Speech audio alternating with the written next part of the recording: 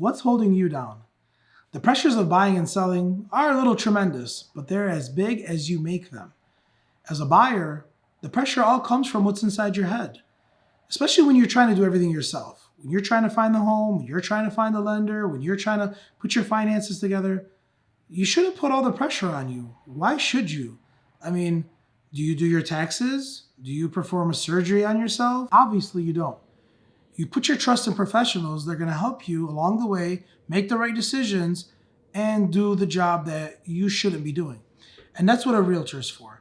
And I think that many buyers tend to do things on their own because they want to have control. And I don't blame them. I mean, everybody wants to have control at some point, but there's some things that you got to relieve yourself from. Let somebody else do that for you. Yeah, you pick the colors, you pick the layout, you pick how many bedrooms and bathrooms and, the things that a basic person can make their own decision on. But when it comes down to neighborhood and doing the research, when it comes down to valuation, is the property worth it? How's the neighborhood going to affect the prices in the long run? What's in it for me in the future? Things that you usually don't have the information for, always put it on somebody else, especially when selling your home. Yeah, it's your money and you worked really hard to get it and you built that equity. But sometimes you got to let go. You have to let the professionals who work the area, who understand the market, who understand buyers. And that's one thing that sellers really tend to not think about is how many buyers do agents work with on a daily basis? And that's the psychology of a buyer. What do they think? What do they like? How much would they spend?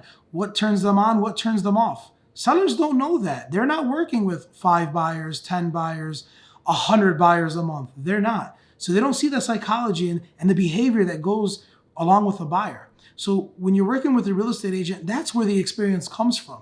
It comes with what they know about the buyer and the buyer's behavior and if they're going to buy your house or not. If they're going to buy it with the price that you have, if they're going to buy it with the location that it's in, and if they're going to buy it with a certain colors and design and layout that you have in that home.